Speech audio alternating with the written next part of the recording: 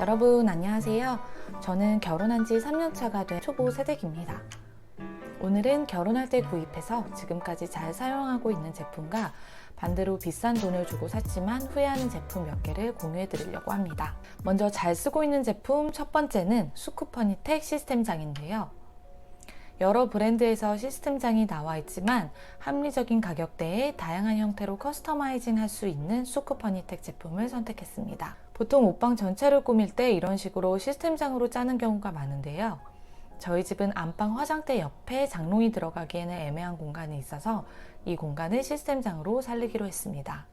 홈페이지에 이렇게 다양한 디자인과 가격이 명시되어 있기 때문에 참고해서 최종 도면과 견적을 의뢰하시면 됩니다. 시스템장 색상은 그레이, 화이트, 베이지가 있는데 저는 방이 넓어 보이게 하기 위해서 바닥과 몰딩색에 맞춰 베이지색으로 선택을 했습니다. 그리고 방 안에 설치하는 거다 보니 최대한 내부가 안 보이게 하려고 도어를 달았는데요. 취향에 따라 도어 없이 오픈형으로 두거나 롤 스크린을 설치할 수도 있습니다. 내부는 위쪽에 봉 하나를 달고 아래 서랍 2개를 추가했습니다. 위쪽 봉은 긴 코트나 원피스를 달려고 추가한 건데 생각보다 원피스보다는 티셔츠나 자켓을 걸 일이 많더라고요. 차라리 아래에도 봉을 하나 더 달았으면 공간 효율성이 더 좋았을 것 같습니다. 아래 남는 공간은 별도 수납장을 사서 넣어주었습니다. 서랍 2칸은 속옷이나 양말을 넣으려고 추가했는데요. 위쪽은 남편 속옷, 아래쪽은 제 속옷을 넣고 잘 사용하고 있습니다. 사이드 벽장에도 위아래 옷을 걸어둘 생각으로 봉을 달았는데 여긴 생각보다 폭이 좁아서 위쪽은 책꽂이로 아래는 캐리어나 이불을 보관하는 용도로 사용하고 있습니다. 비용은 설치비까지 해서 35만원 정도 들었고요. 공간이 좁거나 구조상 일반 장롱을 넣을 수 없는 곳은 이렇게 시스템장을 활용하면 좋을 것 같습니다.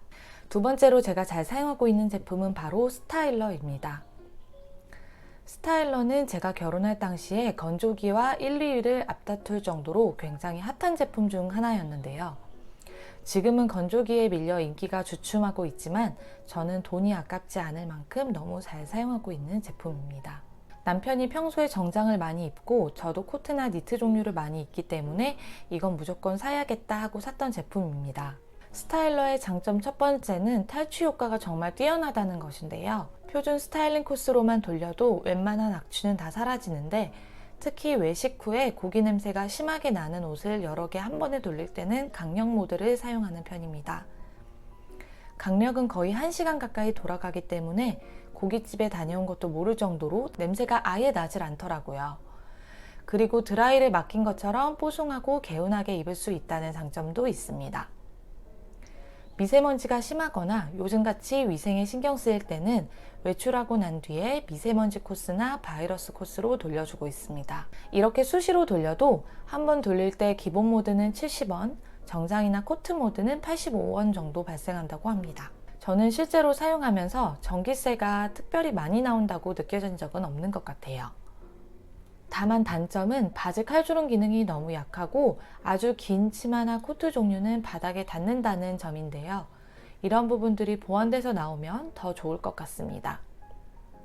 그리고 사용할 때 주의해야 할 점은 작동이 끝나면 바로 문을 열고 환기를 시켜줘야 한다는 점입니다.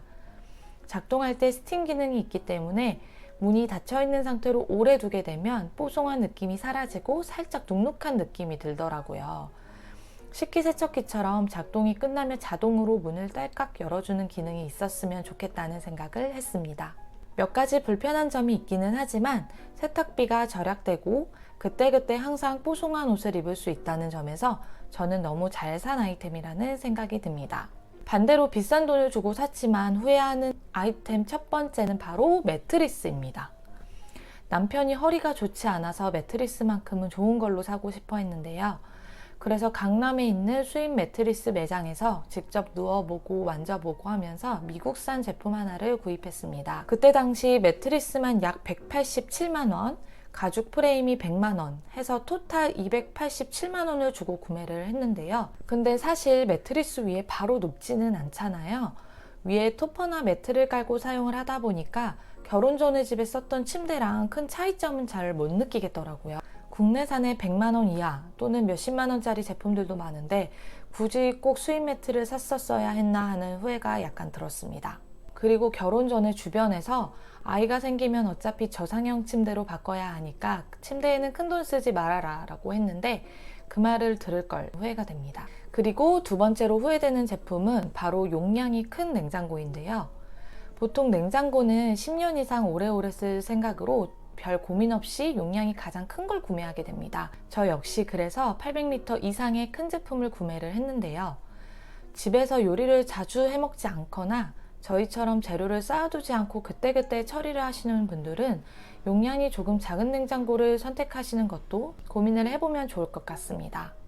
특히 냉장고 자리가 따로 없는 평수가 작은 집 같은 경우에는 더더욱이나 주방 사이즈를 잘 고려해서 선택하셔야 합니다. 저희는 실평수가 10평 이하인 투룸에 살고 있는데요. 주방에는 도저히 사이즈가 나오질 않아서 옷방에 두게 되었습니다. 요리를 할 때마다 옷방을 왔다 갔다 해야 돼서 이 부분이 너무 불편하더라고요. 요즘은 600이나 700리터 이하로도 많이 나오니 거주하는 공간과 식생활 패턴을 고려해서 용량을 선택하시면 좋을 것 같습니다. 제가 준비한 영상은 여기까지입니다. 신혼가전, 신혼가구 준비하시는 분들께 조금이나마 도움이 되었으면 좋겠습니다. 시청해주셔서 감사합니다.